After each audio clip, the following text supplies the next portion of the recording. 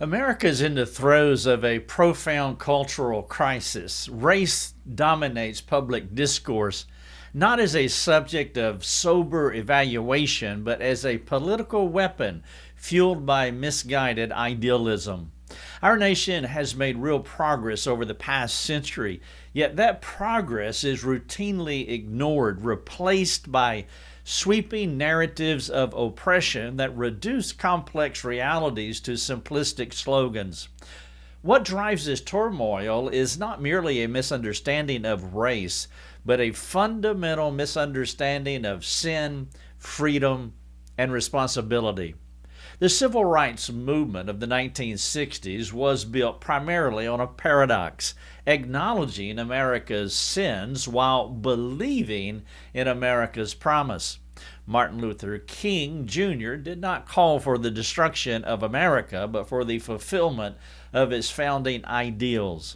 The Declaration of Independence proclaimed that all men were created equal, endowed with rights from their Creator. That's a capital C. King understood these truths were written by flawed men. We all understand that. Yet he saw in them a roadmap for genuine progress.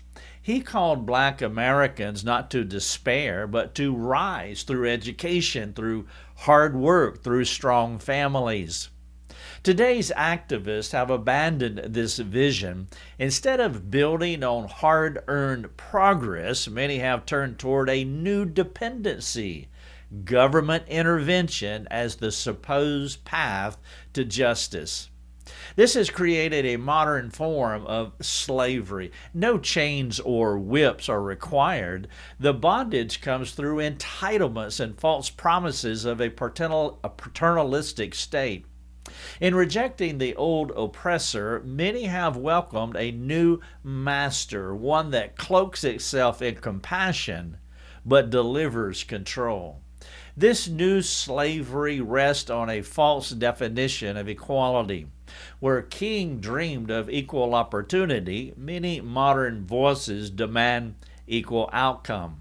If one group advances faster than another, it's assumed to be injustice rather than the result of differing choices, differing efforts, and differing circumstances. In this climate, the value of personal responsibility is dismissed and the dignity of self-reliance is undermined. Dependency replaces discipline and entitlement erodes initiative.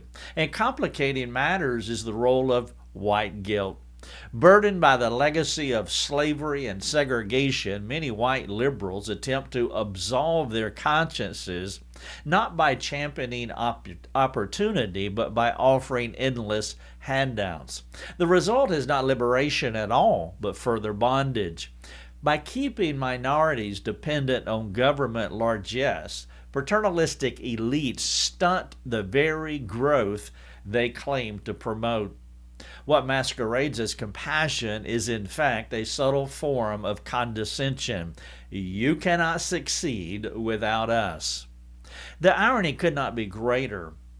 In fleeing the shadow of slavery, our culture has embraced a new plantation.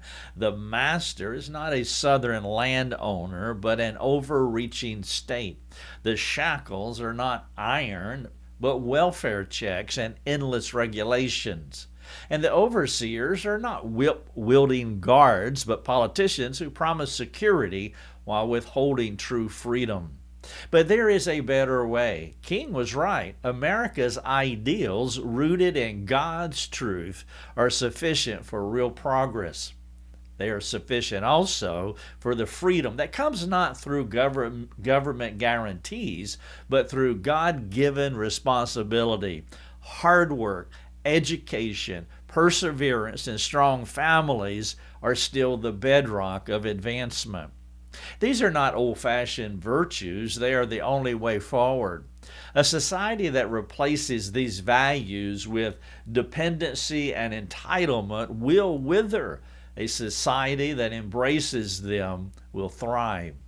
The real issue, however, is not ultimately political. It is spiritual. The human heart craves ease. It resents responsibilities. It looks for saviors with a lowercase s apart from God. Government steps into this void. It promises to provide, to protect, to pacify. But government cannot give life, dignity, or purpose. Only God can. Until the human heart turns back to Him, people will continue trading one set of shackles for another. The path to true freedom is clear. Reject paternalism.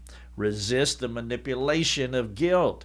Embrace responsibility. Embrace hard work. Embrace faith in God. Above all, recognize that real liberty is not granted by government, but secured by God through Jesus Christ, His death, burial, and resurrection. By recovering these values that King once championed and grounding them not merely in politics but in the eternal truths of Scripture, we can build a society that truly offers equality of opportunity and it honors the dignity of every person, including the unborn.